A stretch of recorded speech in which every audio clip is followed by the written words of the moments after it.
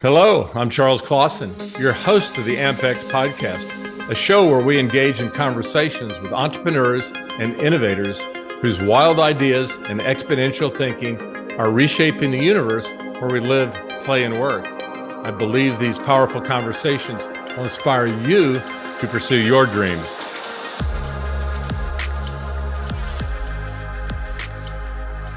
Welcome to AMPx Podcast. Today we're blessed and honored to have Hannah Holman as our special guest. Hannah is an amazing musician, an amazing person, and she has unbelievable spirit and energy, which makes it very fun to have a conversation.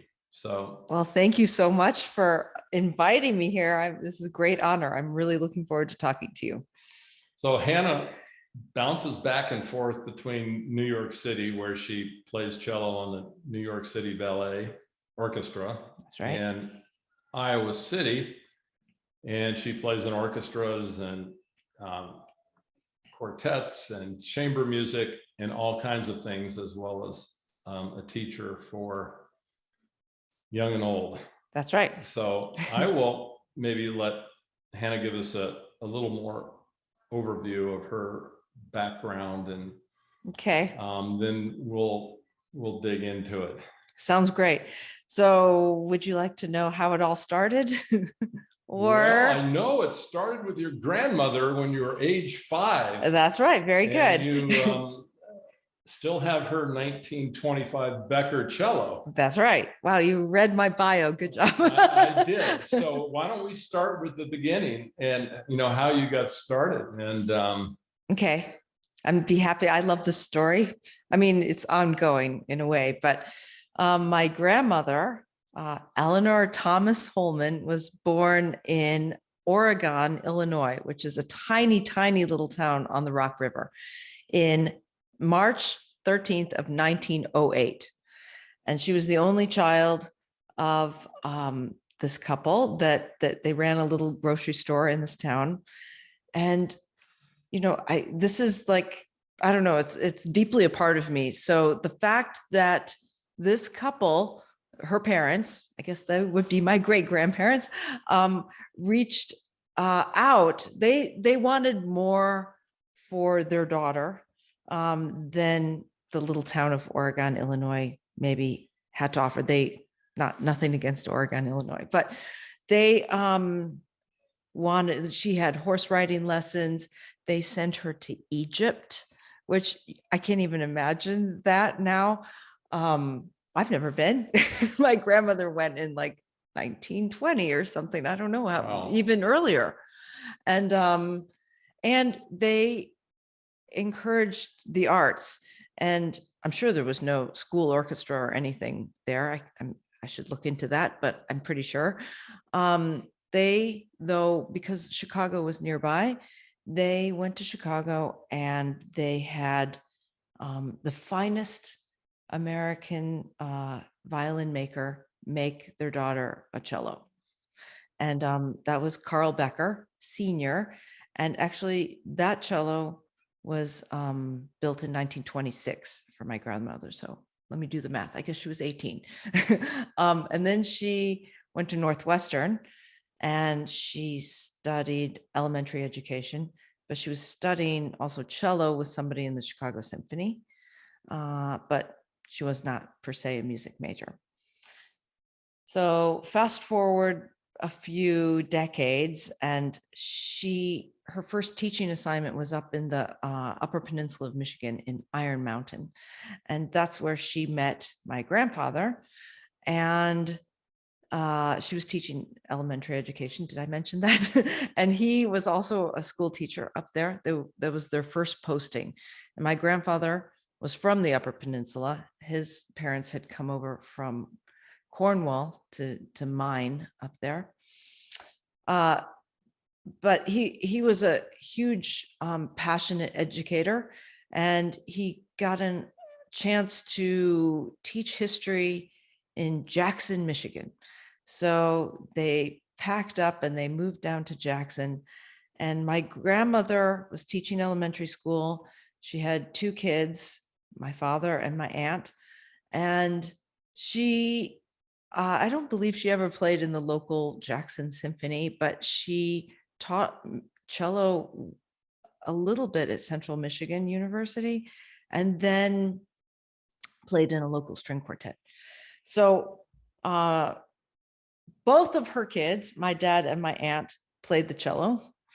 And I think that it was by choice. Because, hi, it's a beautiful instrument, and, it's kind of a language. And if a language is being spoken in a house, it just is a natural thing. My dad particularly was very, very serious about the cello. And he went to Eastman one summer, and then he started off as a music major in cello performance at the University of Michigan. His father, my grandfather, thought that it was all very well and fine for everybody to study cello and the arts and music. But when he came to maybe feeding a family, he did not think that it was maybe such a great profession for his son, my dad, to go into. Very practical. And, it was Michigan. I don't think, aside from Detroit Symphony and, there's lots of local orchestras, but I can attest that it is very difficult to make a living as a musician. So, maybe something about my grandfather, what he said to my dad, was true. So my dad left the University of Michigan. He went to Albion College. He got his undergrad in, I don't know. Then he went back to Michigan, and he got his dental degree. So he practiced dentistry. He stayed in Jackson, Michigan. He met my mom. I am the oldest of four. And, my father, like the cello, I think it's more, I'm going to start crying. It's like so deeply meaningful to him. And he's never said it. I don't know if he has regrets about not being a cellist. So in some ways, and I've dealt with this a little bit throughout my life at various periods, I'm like, am I doing this for my father? Am I doing this for me? Is he living vicariously through me? And is that okay? So these are some of the questions that come up. But anyway, I was deeply enraptured by him practicing. He would practice when he got home from the office. And like every day? Or good question. I can't remember. On a regular, practiced a lot. He practiced often. Yeah. I don't know about every day, but often. So there's lots of little pictures I can send you of me watching my father practice when I was pretty little. So, and then, as I said, I have another sister was born 4 years later. And then I have a brother who's 7 years younger than me. And then I have another sister who's almost 16 years younger than me. And we all play the cello to various, with various, for various purposes, I should say. Mm-hmm. Anyway, I think it was decided that, okay, let's have Hannah officially start the cello. So they found me a half-size cello, which probably by today's standards would have been too big for a 5-year-old. But I started, and I just loved it. I studied with my grandmother. We would have lessons every Sunday afternoon. And I just remember, I probably could have practiced more.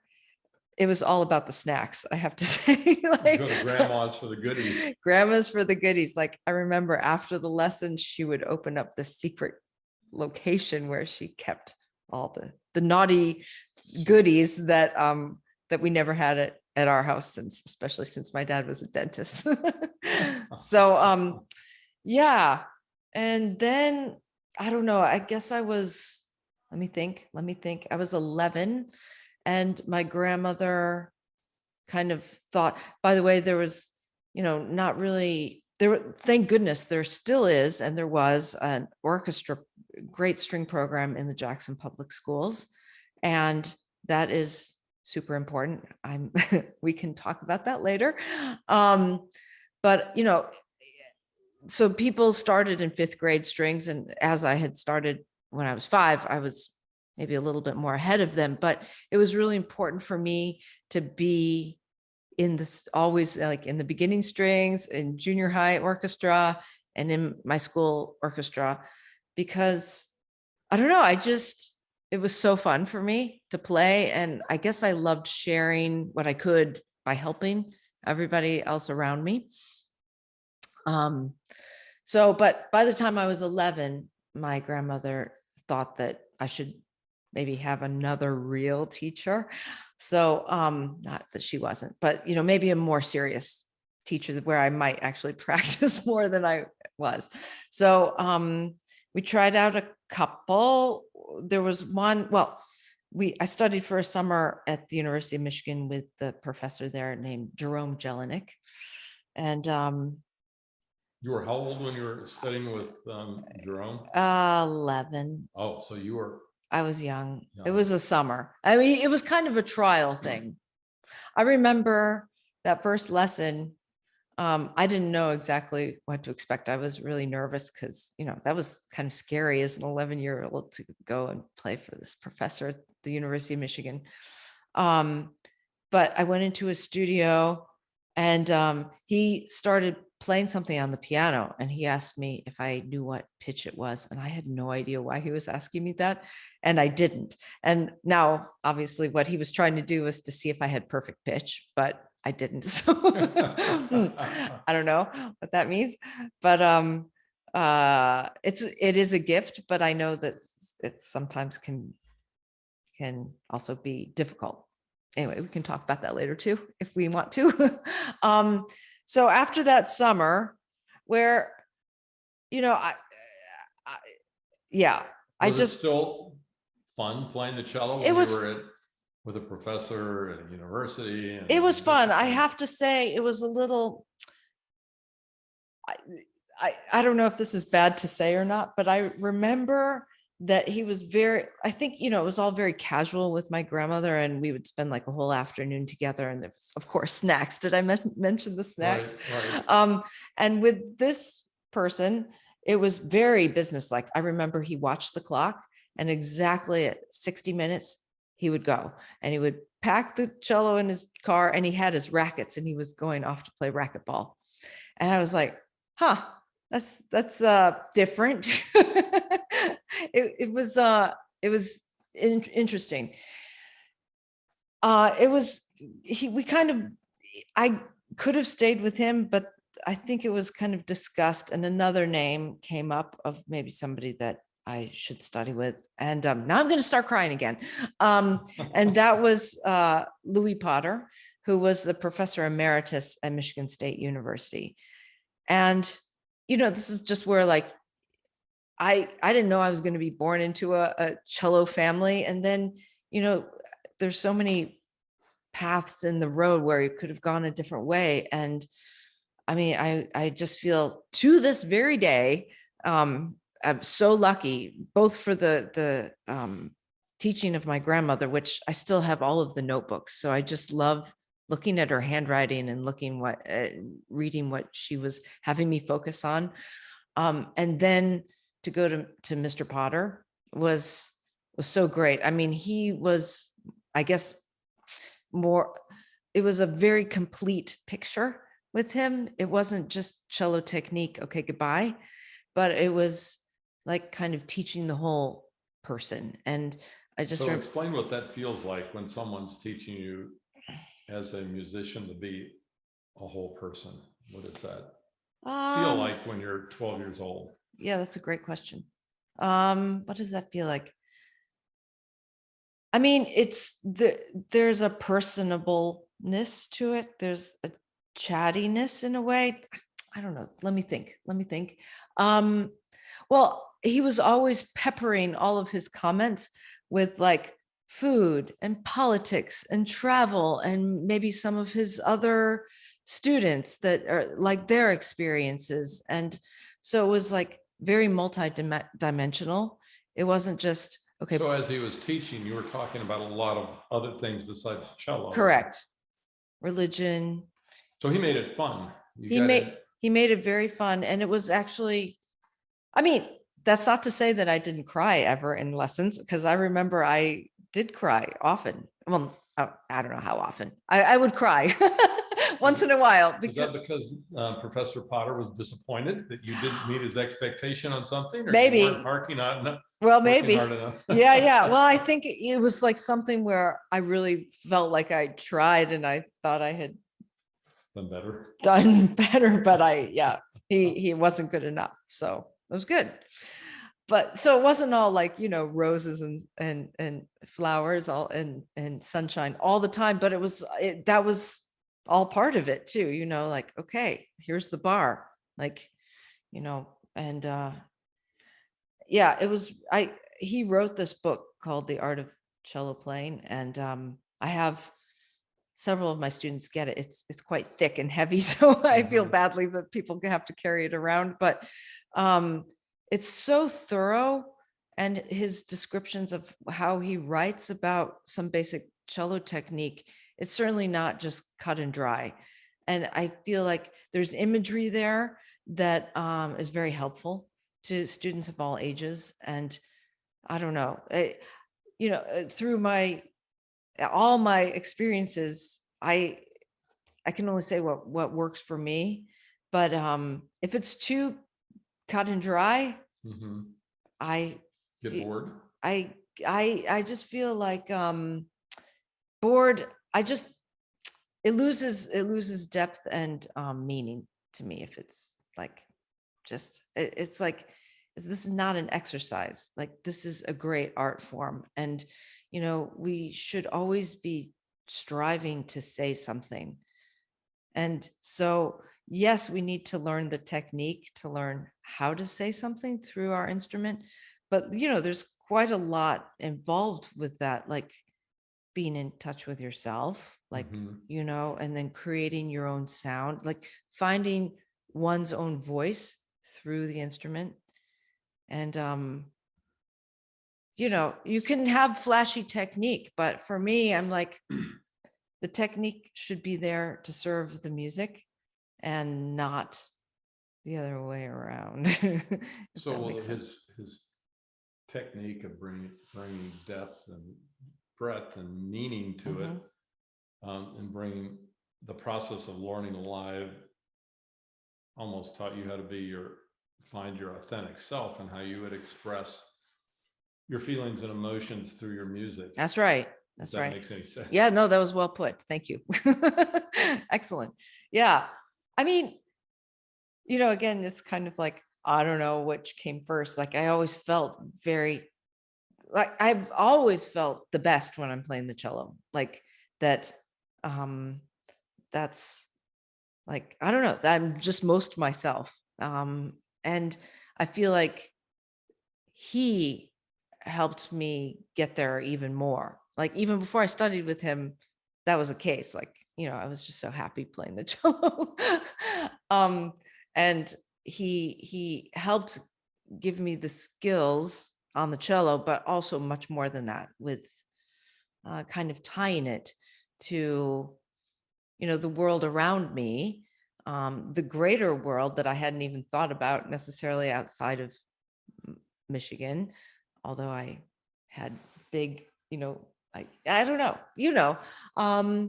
and then of course, like the history of the lineage of this art form that we're kind of passing down, like the great teaching and teachers of the past, the great cellists of the past, the great musicians of the past, and then of course the composers. And like, how do we give these composers their voice? Like, we're their voice now, all these composers that have passed. And so how do you do that to the best of your ability? That's an interesting question, Hannah. They compose music, but then every artist that brings that music to the cello has their own soul and expression, which is great. So you get to recreate it and bring it to life. I mean, composers of you feel it. That's exactly right. See it. That's exactly right.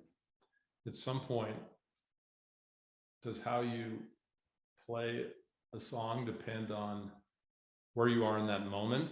For If sure. you're in a sad, sorrowful place, can that manifest very differently than if you're in a happy, energetic place? I mean, what you're feeling when you come on stage, unless you can just put everything behind you, but maybe sometimes you just want to share what you're feeling in your heart through your music in that moment. It's true. That well, again, well said. It's a funny thing because really there's going to be nuances. That's why several people have recorded, like Yo-Yo Ma has recorded the Bach cello suites at least 3 times. So it's because, you come to music at different stages in your life and you have different experiences. You are older and wiser, you've experienced more. So it's going to be a different version.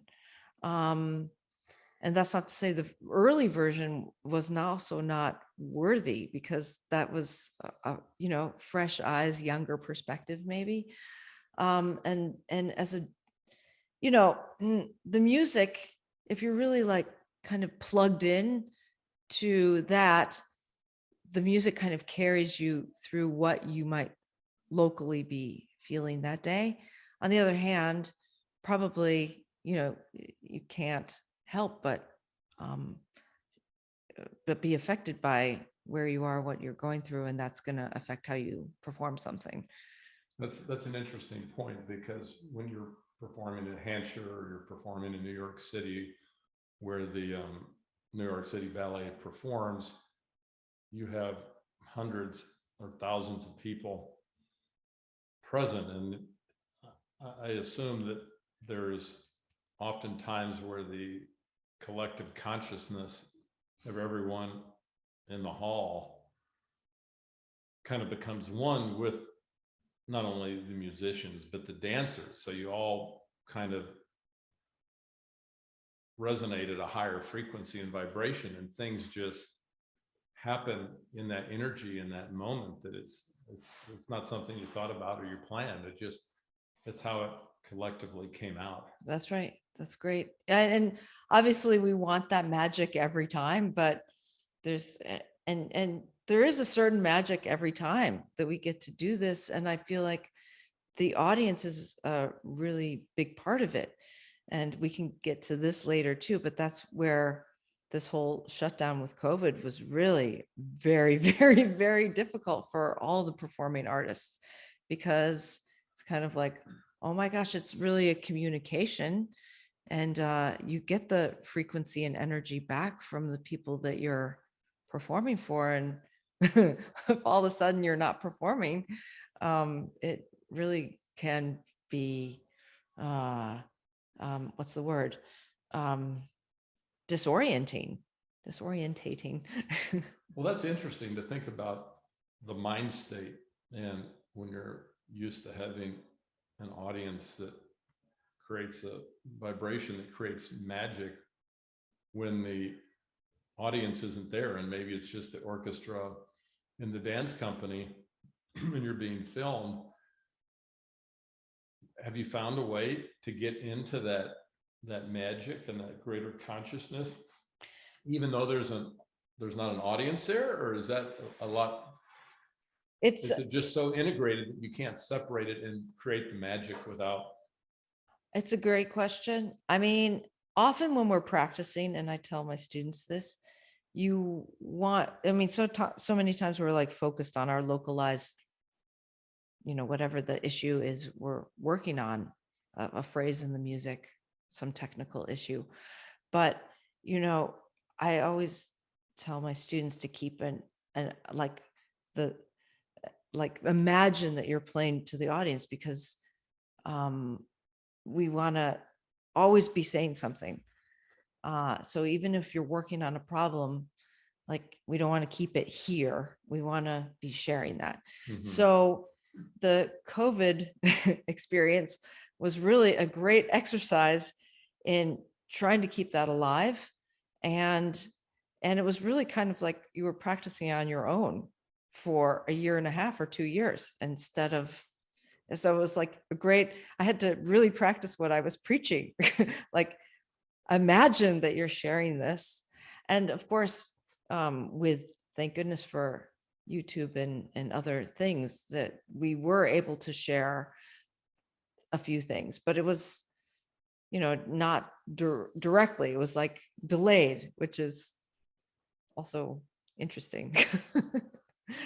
Right. Well, I'm not a religious person, but I'm a spiritual person, and I spend time meditating and contemplating, and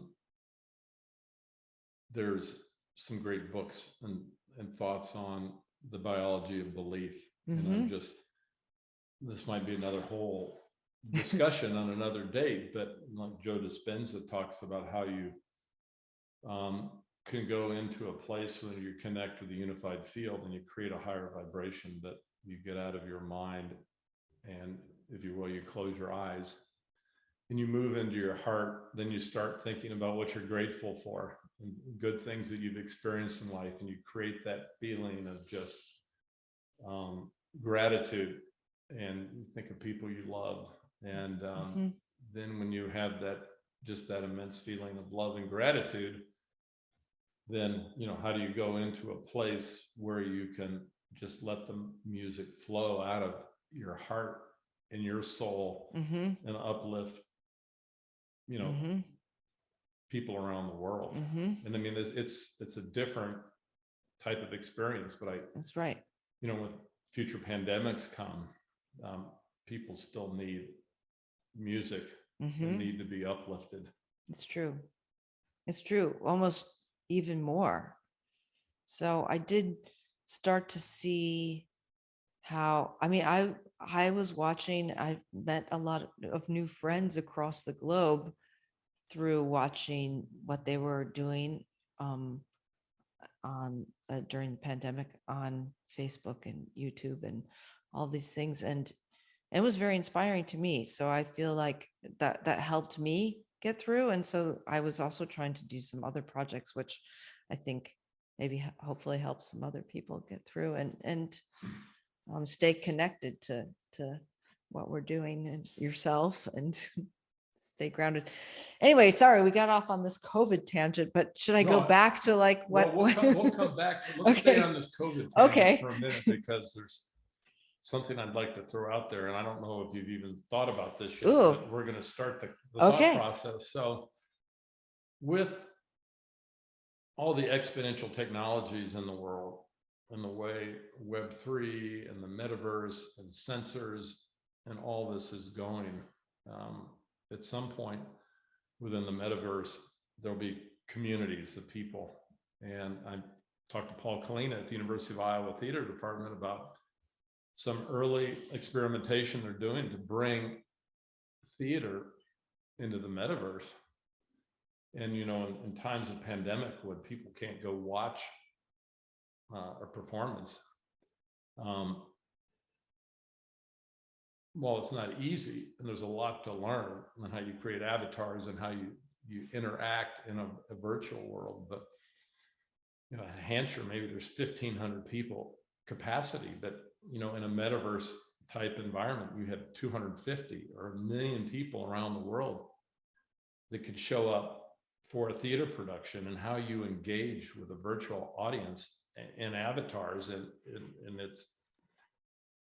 it's pretty cool to think about. But when you think about all forms of entertainment, if people need community, and a lot of them are going to find it in the metaverse, and it's very early stage now, but think about how the New York City Ballet finds its way into the metaverse, and you can take it out to millions of people in the world that are interested in great dance and great music in the experience. But it's a digital experience. It's a different world. It's not like anything that most of us can even imagine. So think about that for a moment. Yes. I did create an avatar with John Winnett. So somebody at the university. You can cut this part. Anyway,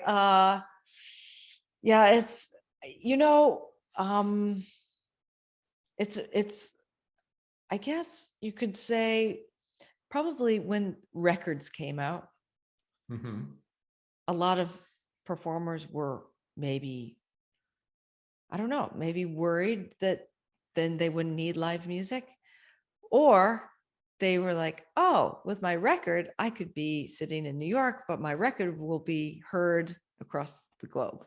So I feel like, and then if we might be at a similar but bigger thing, and cross point, and it's hard to know. Like, I mean, I will say that I've heard from lots of people that nothing replaces the human contact, and even in music, like they say, vinyl is the best quality of sound next to being in the room. The CDs like compress the sound, and of course over the internet, the sound, I mean, you can have great speakers, but it's just not the same as being in the same room, because you're not in the same airspace.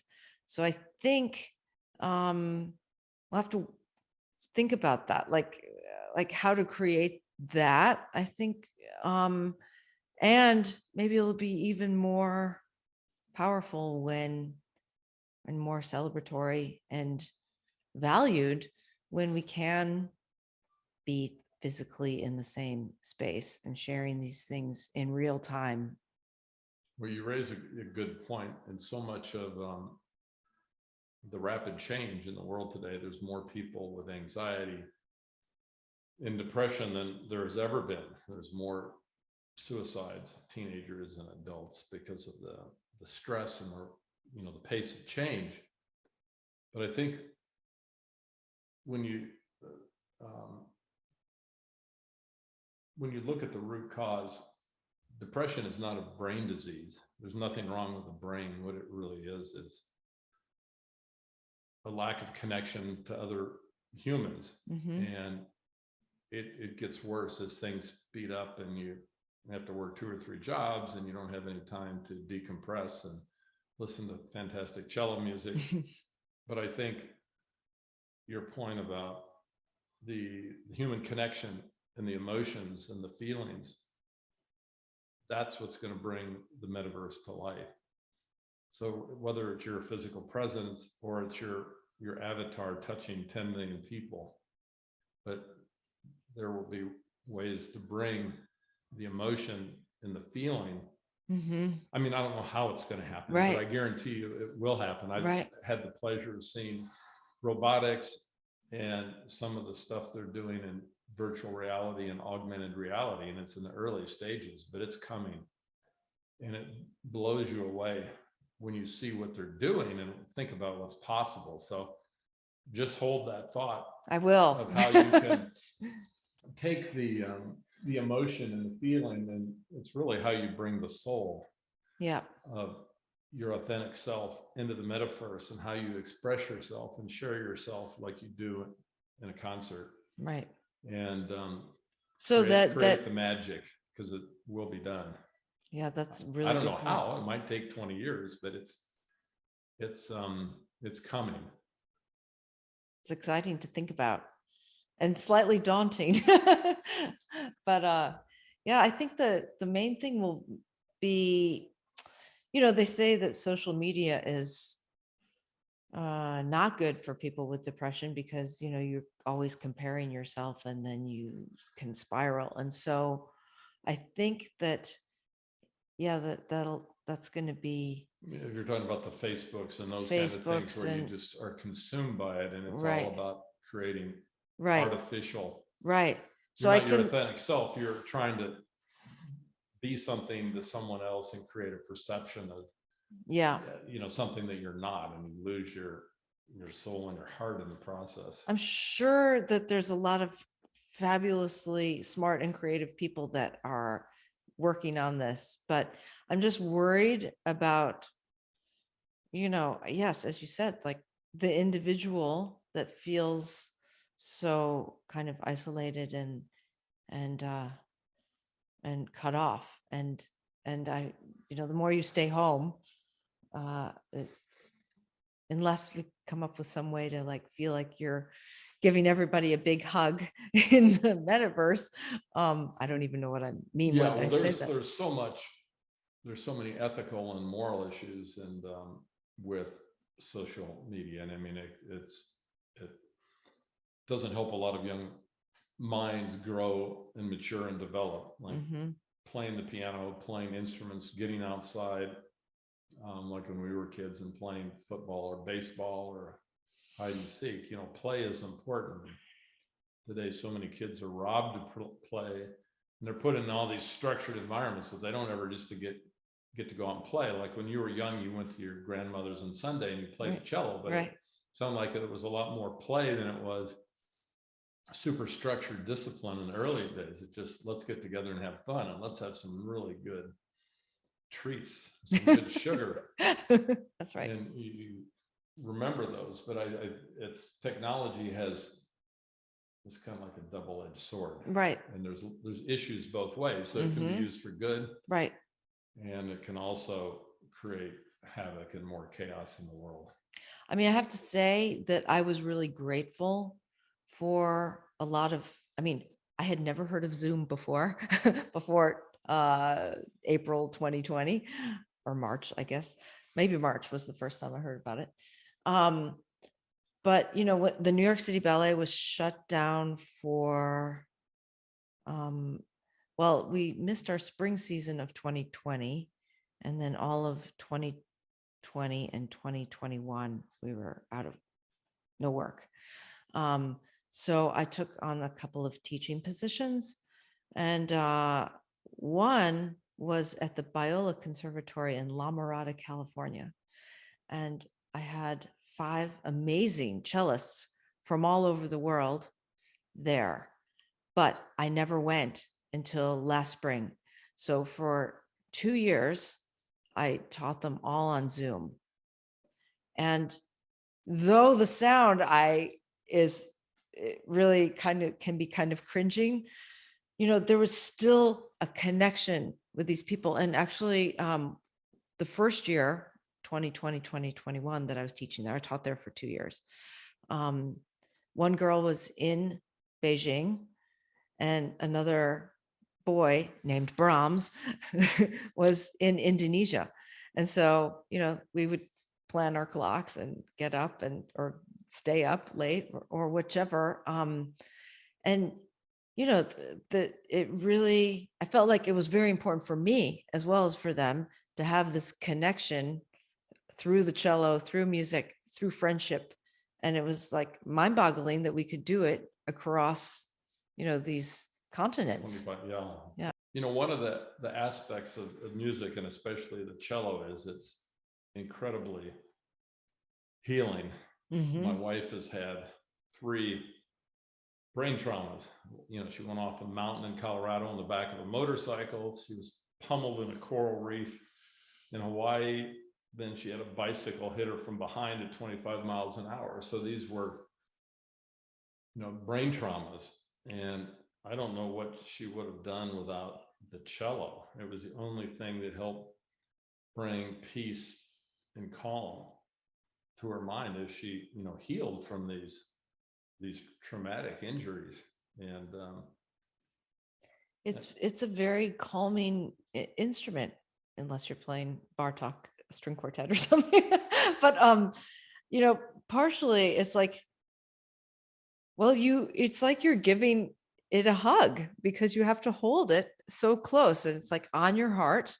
You hold it against your heart. You can feel the vibrations throughout your whole body. And so, I think it is a really healing instrument, as well as just being beautiful. Beautiful. Well, you're working on a project, going back in time and taking different female artisans and recreating their music and bringing it to life again. Do you want to tell us about that? Sure. I have a couple of different strains of this project. So, well, let's go through them all. Okay. Well, one strain is, I have this YouTube series that I started pre-pandemic called Influential Female Cellists.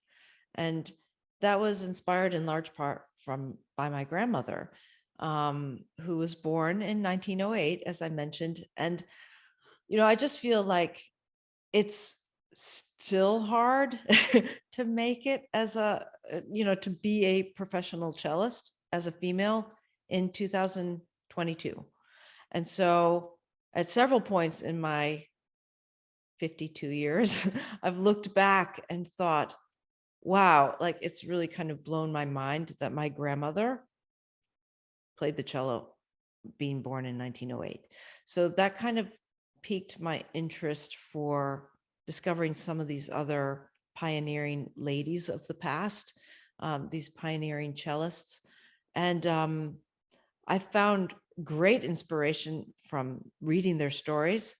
And I just have wanted to pass that along. So that's been a really fun project for me. We've done 9 so far.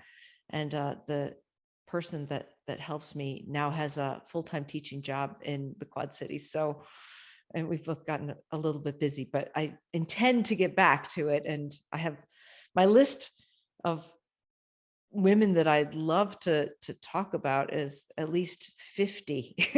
Wow. So there's that many influential women in primarily cello players? Or? Well, I'm just solely focused on cello because cello especially was considered very unladylike because you hold it between your knees. Mm-hmm. And so it was not polite for women of, even up till, I don't know, the 1920s, 30s to hold the cello properly. So women had to hold the cello. This is in episode 1. Anybody that wants to check it out. Women had to hold the cello side saddle. So you couldn't really hold the cello. So the cello would be you're actually. Well, you have to like kind of put your knees, like you can imagine a saddle, Right. Where you sit side saddle on the saddle. So you have both knees on one side of the saddle. So you had to have both knees usually on the left side, and then the cello would be on the right. But, if you bow, it's like eating on a table with a wobbly leg. Like, it's not a firm surface at all. Right. And so women were really at a disadvantage because the cello was like, you didn't have a firm hold of it. Oh, wow. Oops, I just bumped the microphone, sorry. No, that's all right. Or the other version was you could kneel. And so you had a little step stool and you could have one knee down on the step stool, but still you didn't have a firm grip of the cello. Who made these rules? Well, it was just it was like society at that time. Right. Ladies did not play the cello. Ladies did not put anything between their knees at that time, They could play the piano. That was very polite. Mm-hmm. Society was fine with that. They could play the violin. It was all very nice and fine, but cello, that was really whatever. So I've really loved reading about these women that kind of were trailblazers and like, no, cello is a female instrument too. And, and often they had strong support from their family and their fathers.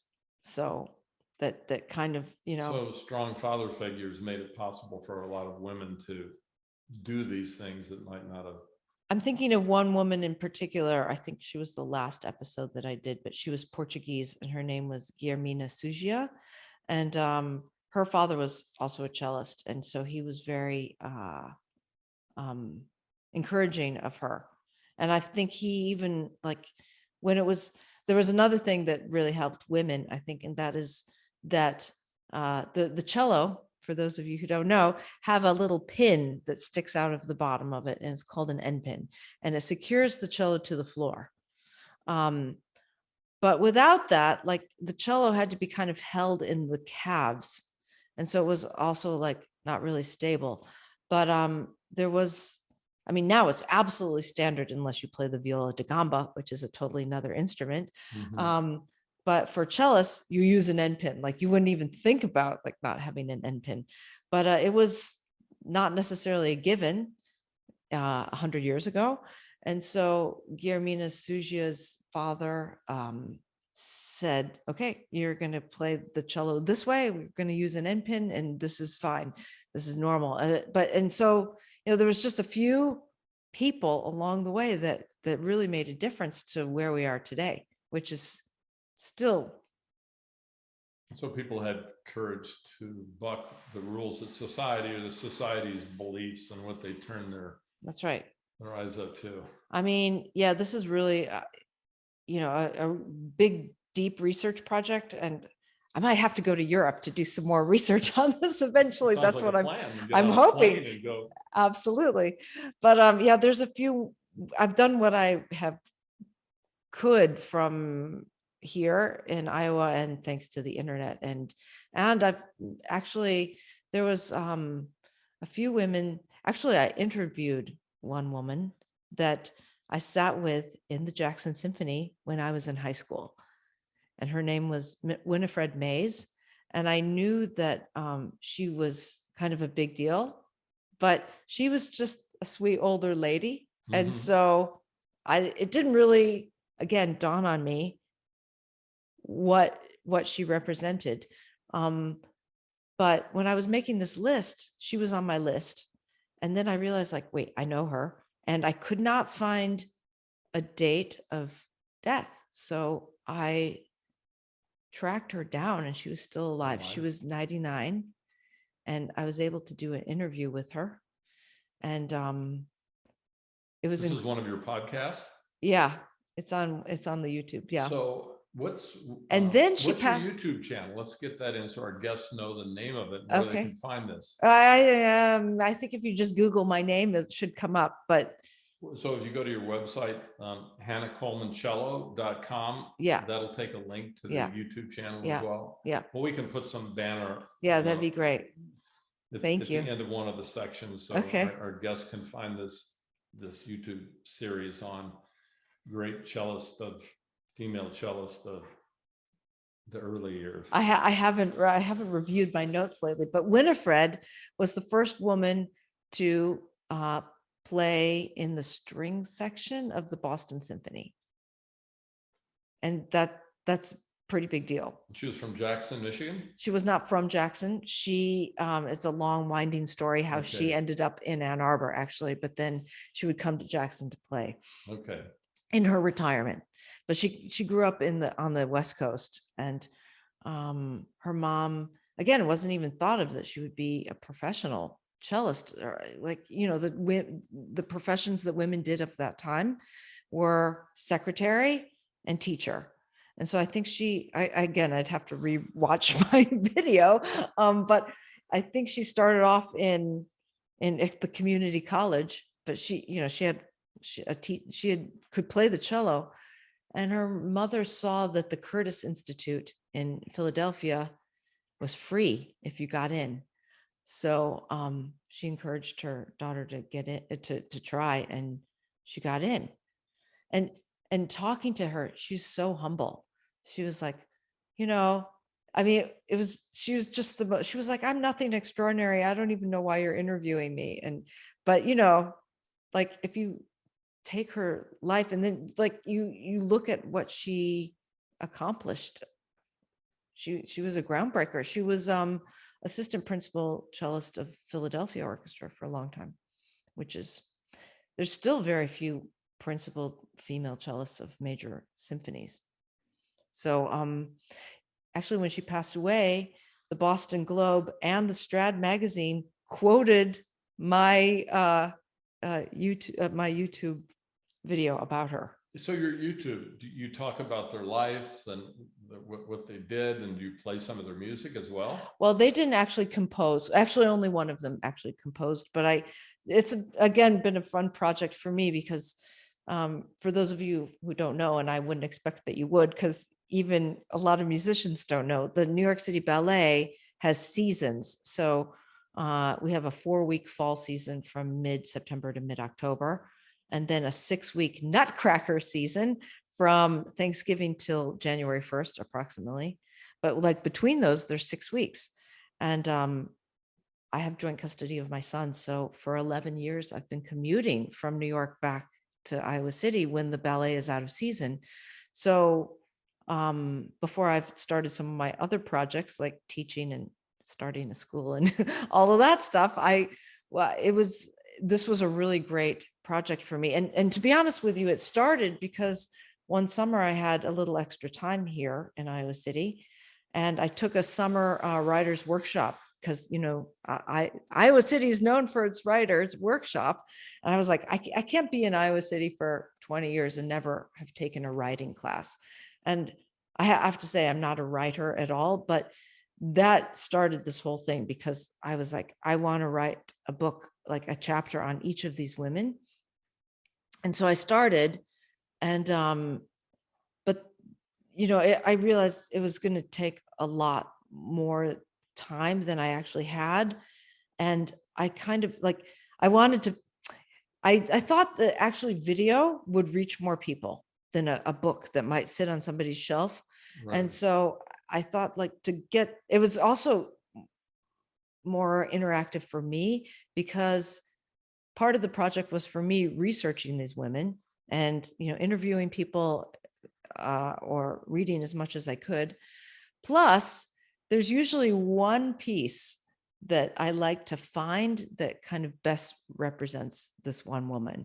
So then I would perform that piece in the background. Mm-hmm. So that's also like, it kept me practicing. It kept my playing chops up. So how many of the 50 women have you? 9. 9. So I have a lot to 9 go. down. Yeah. Wow. Well, that'll keep you busy for a few more decades. Yeah. Better get going with all your other projects. Yeah. But it's been really great. It's that and what's very cool is that I know that this has helped a lot of my female students, especially one of my students, because a lot of these women happen to be British. She wanted to go and study in London. And so she actually went and auditioned at London at the Royal College of Music.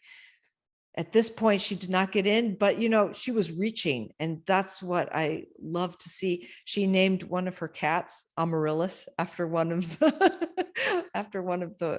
women that I profiled. Mm-hmm. So I know that it's it's helpful because sometimes, like, again, I feel like I'm the biggest cello geek I know, in a way, almost. And a lot of these women I didn't know about. So I was like, if I don't know about them, then probably many other people don't know about them either. So I just wanted to share what I was. These amazing women artists who went before, there's stories That we're have been standing on lost the to backs many, of. and so you're bringing life back to them and inspiring younger women to pursue their dreams and go after things that are a bit of a stretch maybe, but if you never try, you're never going to get there. So that's exciting. That's exactly right. Yeah. I mean, just that, yeah, if you don't try, you're not going to get there. So go ahead, try. And that I always love to encourage everybody. You have to try.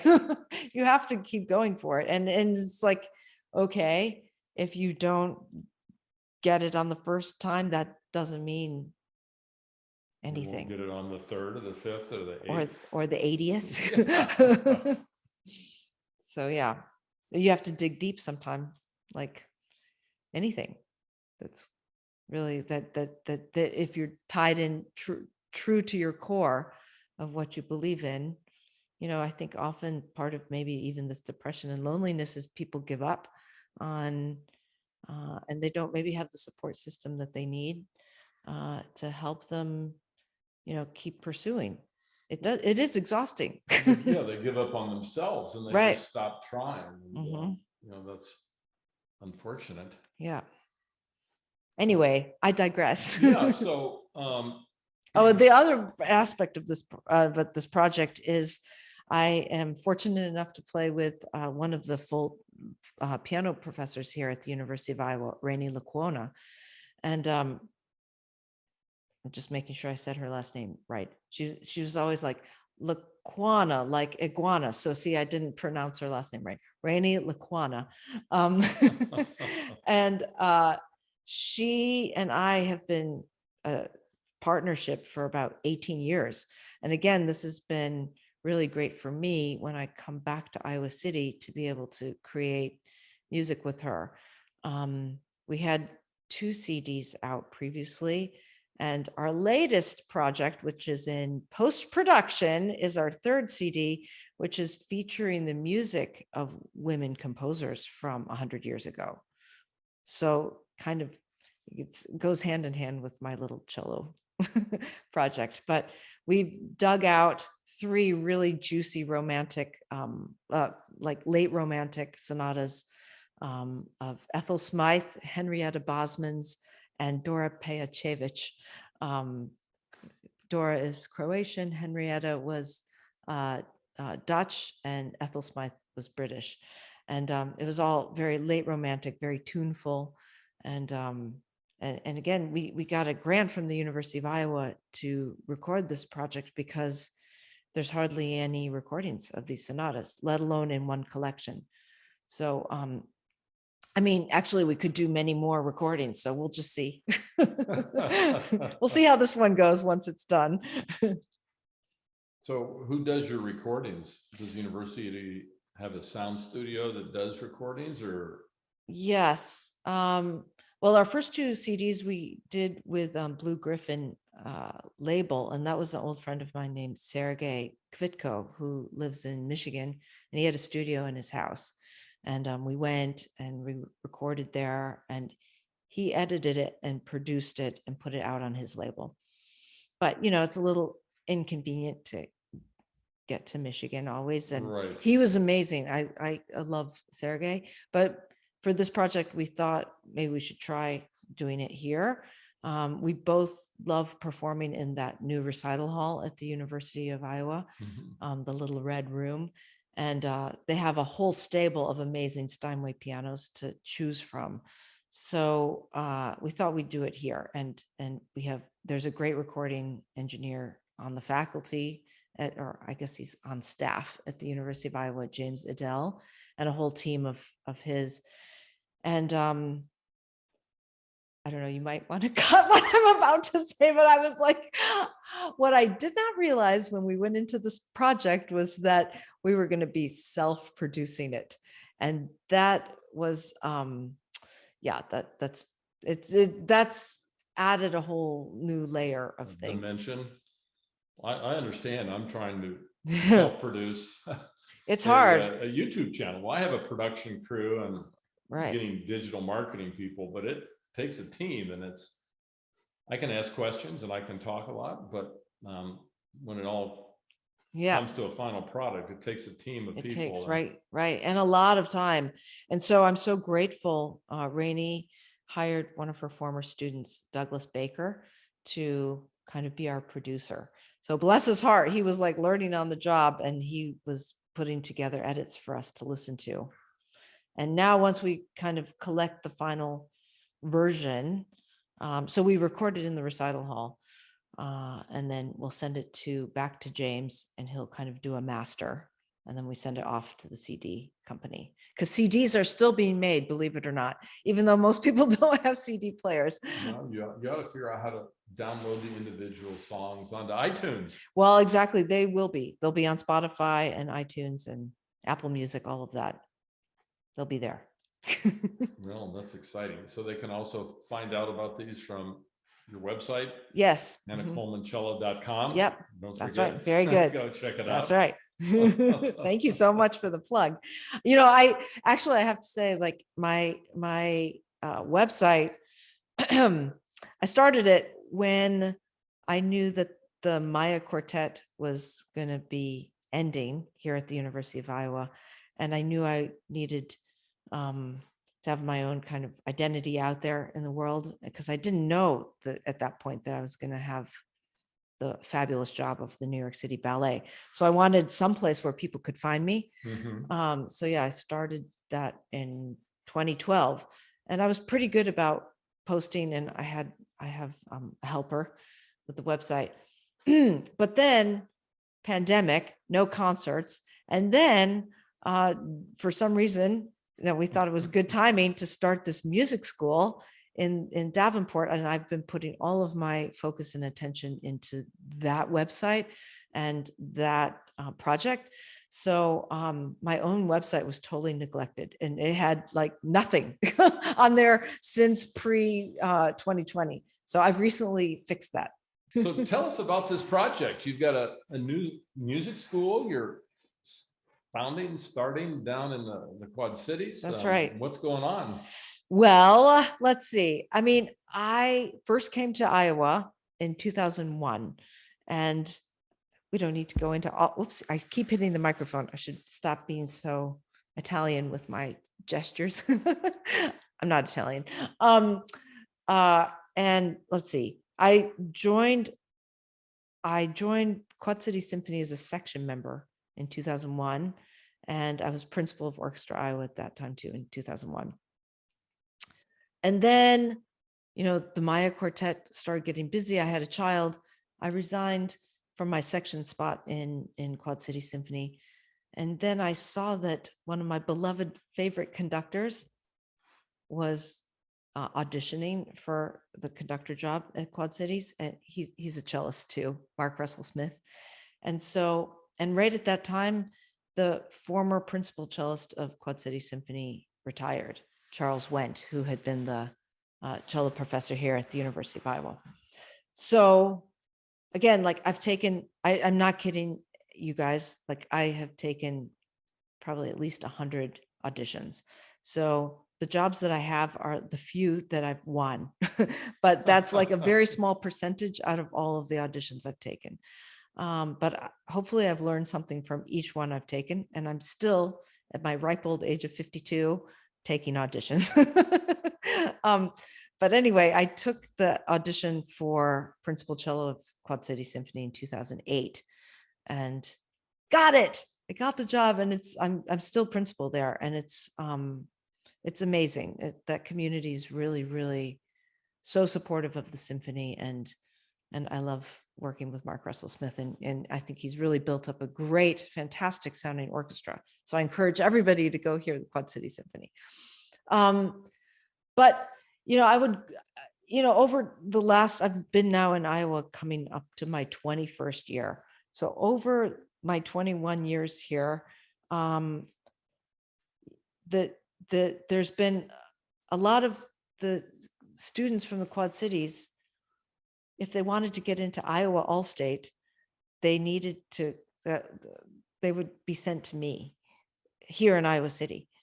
And there's a lot of great teaching going on in the Quad Cities, but I don't know, we have the Prusel School here in Iowa City, and they start the kids really young, and it's very hard for other communities to compete with that.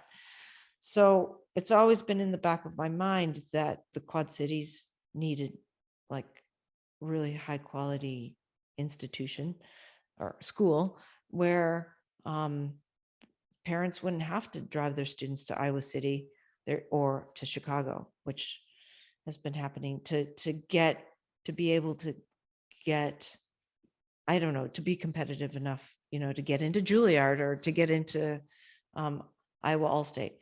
And not that it's about that either. Like that's not my full idea in this school, but I'll get to that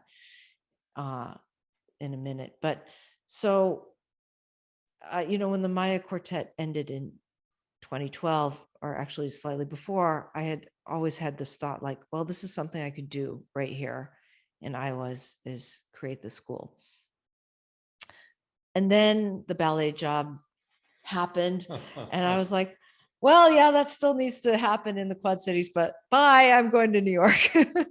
So, but I've been commuting for 11 years now, and the need, I've noticed, has not gone away.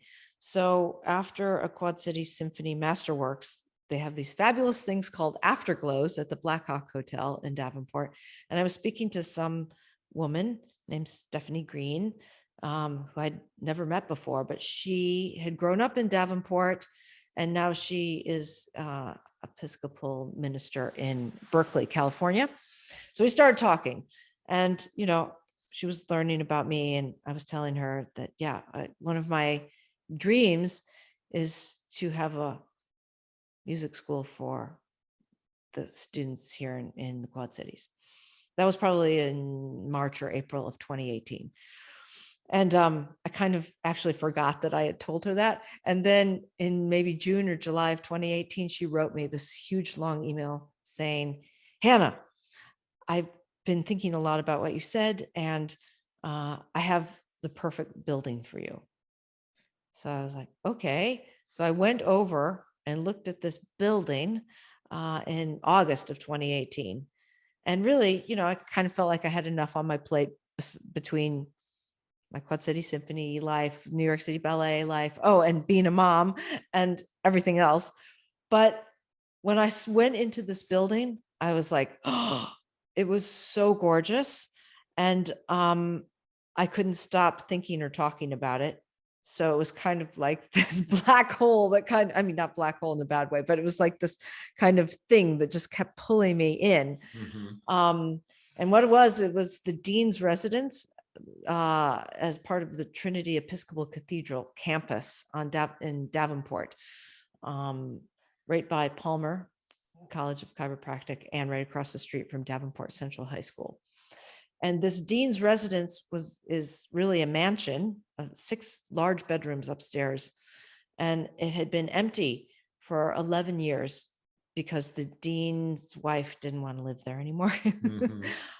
So the cathedral congregation was struggling with what to do with this building.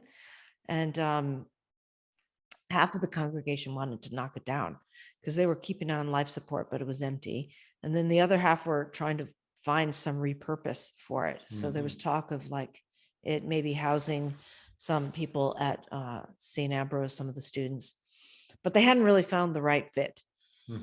So when I went in there that day, and I encourage everybody to come and walk in this building, in the door of this building, there's this grand staircase that like you can't help but look up, and it's just so uplifting and so inspiring.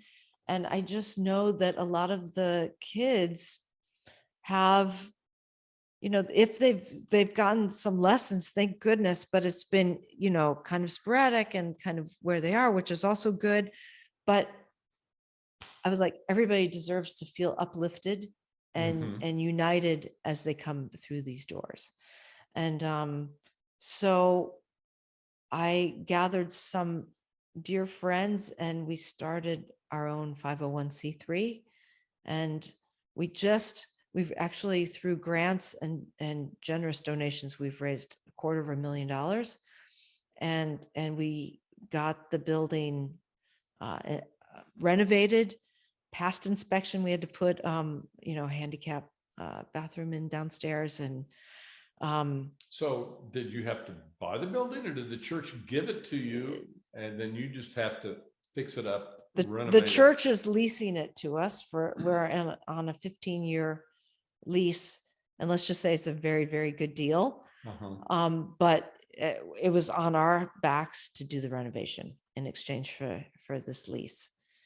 So we're in there for 15 years. Has there been a lot of support from the community, or are they still learning about it? No, well, there was a lot from the cathedral congregation, actually. And we have a couple of our board members are members of the congregation because, there's a strong link between the arts. And like, if you look at the Episcopal Church in England, they usually have a school associated with the cathedrals, and specifically a lot of choristers. They have a choir tradition. And so in this case, it's a little bit more of a string instrument tradition at this moment, but who knows where this direction will go. But there was a lot of support from the congregation, and it's word is getting out, but it's a little bit slow, but we're getting there. So what's the scope of your big dream? Where do you see this ending up? What would be the impact? How many students would you touch? And that's a great question. And I think it's open-ended at this stage.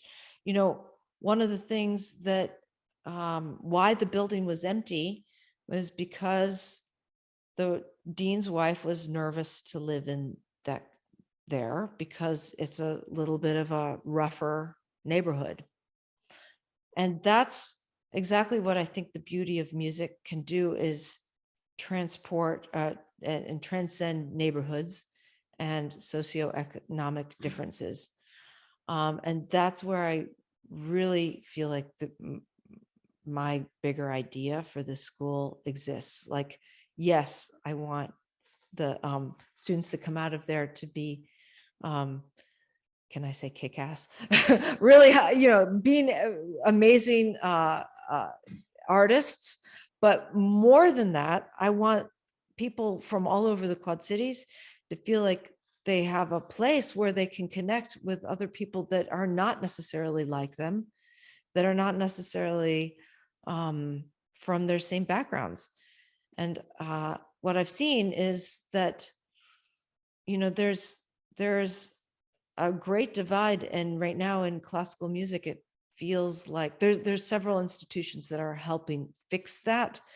But, of course, if you can afford to have your kids have music lessons from the age of 5, you're going to be far ahead of the kids that are lucky enough to take it in junior high or elementary school when your public school district offers it.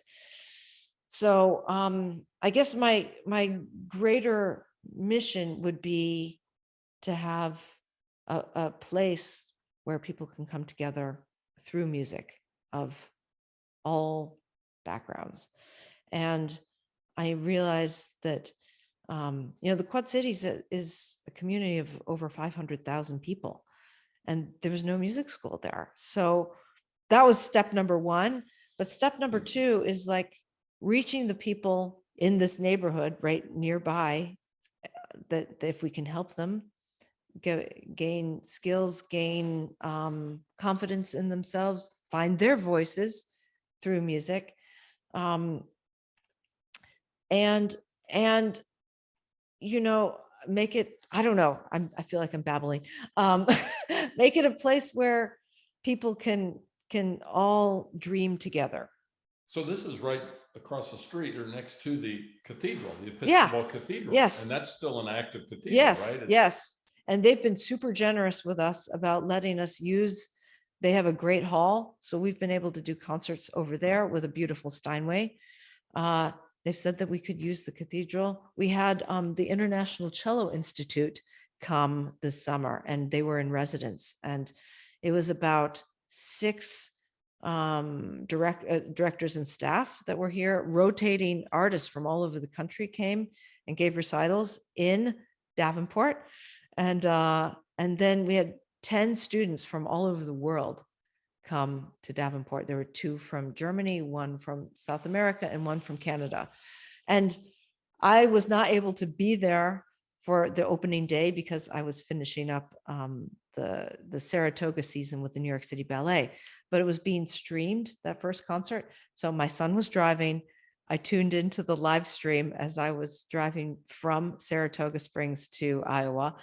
And there was Beyond Sang from Austin, Texas, great famous cellist, playing a recital in Davenport through the Deanery and our partnership with the International Cello Institute. And I was like, oh, I can't believe this is happening. That's fantastic. So you mentioned Charles Went. Is he still alive? No, Charles passed away. Because that brings up an old memory. So back in the late 70s, my brother Eric played cello. Okay, I didn't know that. If I knew that, I forgot. I'm sorry. That was so Charles Went was his teacher, and he was first team All-State in the cello. He was also first team All-State as a defensive end, and he was also the state heavyweight wrestling champion. Wow. So he went on to Michigan to be a 2-time Big Ten heavyweight wrestling champion. But oh wow, the that's music cool. is still with him today. See? And so that I know, I mean, a lot of high school football players probably think it's not cool. Well, play a cello or violin, but my other brother played the violin, and he wrestled at Duke. Oh, so, that's great. Athletes can My brother plays the cello still, and he was also on his high school football, tennis, and wrestling team. So my brother and your So I brothers. remember Doris Prusel from way back in the late 70s because all my brothers played cello and violin. Right. I was the only Right. oddball. Right. So, but it was those bring back memories, but those are still with them today. Yeah. And it's a beautiful thing. So it is a beautiful thing. If people are interested in donating to what do you call the school? It's the Deanery School of Music. They can go to hannahholman.com and find their way to the 501c3 and make a donation. Well, let me back up, because I think we've actually been saying the wrong website this whole time, and I'm sorry, I'm just now catching it. hannahholmancello.com. That's right. That it's hannahholmancello.com. But the Deanery has its own website. It's the deaneryschoolofmusic.com, and there's a donate button on the website. So how'd you come up with the Deanery? Well, that has something to do with. Well, it was the dean's residence, so that's what they called it, is the Deanery. And I thought it's a beautiful kind of tribute to the building to keep it like that. I mean, to be honest with you, we weren't sure that the lease and all of that the paperwork was going to go through. So when we first started online, before we had access to the building, we were the Quad City Music Academy. Okay. And that was a fine name, but again, maybe it's just my imagination, but I feel like the Deanery has a little bit more magic about it. Yeah, I like it. I had no idea what a deanery was. So that's the place where the head bishop would live with his wife and family. Correct. Correct. So he's referred to as the dean. Right. It's like in other churches, it would be the deacon or the. So they're not a bishop or anything like yeah, that. man. No, I don't know. I'm not up to date on religious matters. No, yeah, in the Episcopal Cathedral, it's the dean. Okay, well it's like the rector of, a beautiful story. So are you teaching lessons in the deanery, or I am students there now? Yes, there are. We have, at last count, I'd say we have about 50 weekly students. 50. We have a whole, if people are interested, they can go to the website and check out our faculty. We've got a great team of faculty, and again, this was started, getting back to kind of how internet can help or not. This was started when we were not allowed to meet in person. So this was all started online. So I asked a lot of my colleagues in the Quad Cities Symphony if they would be on our faculty, thinking that for the most part, students could have online lessons. But then when these people came to play in the Quad City Symphony, they could have an in-person lesson. So like 3 weeks online, 1 week in person. The reality is that it was almost all online completely. Mm-hmm. And now I think people are really tired of online lessons, if it's possible to have in-person lessons. So are the staff supporting them? Are the people that are teaching the lessons? So people are teaching the lessons in the building. Wow. And it's really, really inspiring for me. And I'll have to tell you a little story. Like just as recently as Saturday, I was over there because we had a violin all-state workshop for the Iowa violin students. And one of our faculty members, Sabrina Tabby, was working with these 7 students. That was wonderful. And then with Quad City Symphony, we had this guitar quintet concert yesterday in the Quad Cities, but we needed a place to rehearse. And River Music Experience was double booked. So I said, why don't we rehearse in the Deanery? And there's a performance space downstairs. It was the old living room. We have a beautiful, rare Blutner grand piano in that performance space, and the acoustics in there are magic. It's really, really, I've made a couple of recordings in there, and I've had good luck with every recording I've made. I've gotten into what I sent it off for. So that's a pretty good track record. But anyway, we were rehearsing in the afternoon, and the viola all-state workshop was happening upstairs in the viola teaching room. And at some point they took a break and they came down and they just sat there and listened to us. And this is what I want. I want the people of the students of the Quad Cities to be inspired, and there to be more opportunities like this for them to hear us working. Like it's not always just a concert, but for them to watch us Right. rehearse and see how that process works. And it's not just like, boom, it's perfect. So what's next? What's your next big dream, Hannah? You've got a lot of projects that are Percolating. decades in the works, and you've got this new school, which is very exciting. And what else are you thinking about? That's a great question. Lots of things. I'm thinking I'm wondering what my next chapter is, to be honest with you, because I feel like, my son is now a senior in high school. So I'm going to be a little bit freer, I think, especially in the windows of New York City Ballet. So that means maybe more time in New York City, more time internationally. That's what I'm thinking. Yeah, you could read my mind very well. Like one of the things I value so much about this profession is being able to travel and being able to make music with other people. Like, it was just so fun yesterday to play chamber music with my friends and this guitarist whom I never had met before, but now we're friends. And I would just love to have a chance to explore that more. Well, I noticed in a younger day, you played in Birmingham and England and some other places. So, and I haven't had a chance to explore much of the freelance scene in New York. And I really do value all my time spent in Europe, because after all, a lot of what we do comes from there. And I know, I think at some point I was supposed to tell you one of my most meaningful experiences. And it was, I was just out of my master's degree from New England Conservatory in Boston, and I was living in England. And I was a member of the English, well, I was a sub, sorry. I was playing with the English String Orchestra, and we got to go on tour with the great Sir Yehudi Menuhin conducting. And we went, would have been 93, 94. Yeah. So a long time ago. But we went on tour to Germany, but the wall had come down not that long before. So we were mostly on the eastern side of Germany. And it was, I'll just never forget. And I deeply treasure and hold it right here. And this is what I'm hoping to share by my music and by my teaching and all of that. But how much those people, it meant to them that we were there. And especially that Yehudi Menuhin was there.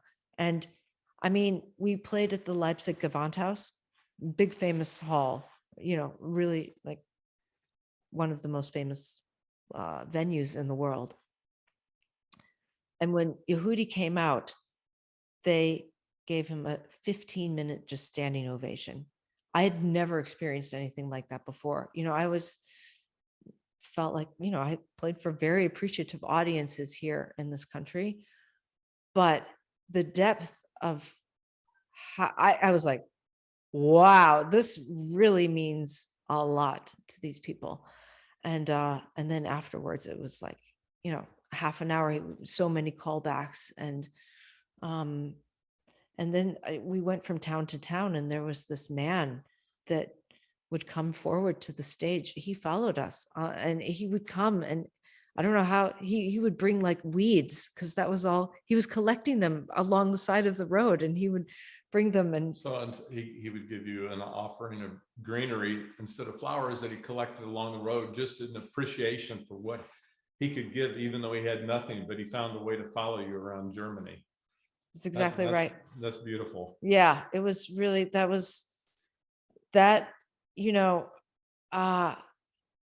love this country, and I love seeing how much, we just don't have the deep centuries and centuries tradition of that they have in Europe. That they have in Europe. and it's great here. The freedom and the innovation and all of that is fantastic. But I do think that it's really important for, as much as possible, for students of this art form to kind of know where we've come from. And I mean, that would be one of the things I would hope for the deanery, is to bring in international musicians, bring in international and actually have them travel. Oh, to do that would be great, kind of an exchange program. Yeah. Did you have a chance to perform at all in Berlin? I have performed in Berlin. Yeah. It's got a great energy, doesn't it? It does. And to be honest with you, I have not been there in too long, and I need to fix that. Wow, I love Berlin. I'm working on that. It's been at least 20 years since I've been there, and I have a lot of dear friends there. So I need to go, because it's changed a lot since I've been there. I know. So, well, this has been great, Hannah. In closing, I'm going to ask you one question. So Hannah and I are both foodies. So, you know, what's one of your favorite restaurants in New York City? Oh, wow. Okay. Can I give you an honest answer? I actually don't eat out in New York City. So do you cook? I mostly assemble. Oh. I know this sounds terrible. Let's see. Okay. When I'm in New York, I work every night. Like, we have 7 shows a week. So I get to I leave my apartment usually if we have a 7:30 show, I try to leave my apartment by 5:30 for the commute, take the subway. And so I don't want to eat too much before I perform. So I'll have like something that I'll make or assemble back in my apartment, and I'll come home and then I'll have a snack. And then, I mean, afterwards it's too late. And afterwards it's pretty late. So then when you're done, you're on a plane back to Iowa City. Exactly. So I really, really do not eat out I keep saying Iowa City, in New York, but I need to fix that. Well, I'm sure you'll have some more time when you're not so rushed and running back and forth. Yeah. So. Well, Hannah, we appreciate your insights and your dreams and all the great things that you're doing to touch all these young people's hearts. And just another plug, HannahHolman.com. Cello, Hannah Holman Cello. Yeah, HannahHolmanCello.com and the Deanery. She's doing great things, and we appreciate it. And thank you so much. Oh my gosh, thank you so much. It's been an absolute pleasure. Thanks for joining us on the AMPx Podcast. Hope you enjoyed this episode. Make sure not to miss future episodes, and please rate the show wherever you get your podcast. Thanks to our awesome production team, Lindsay Soderberg, social and digital marketing, Taylor Higgins, video production, and Seth Nielsen, marketing. See you next time.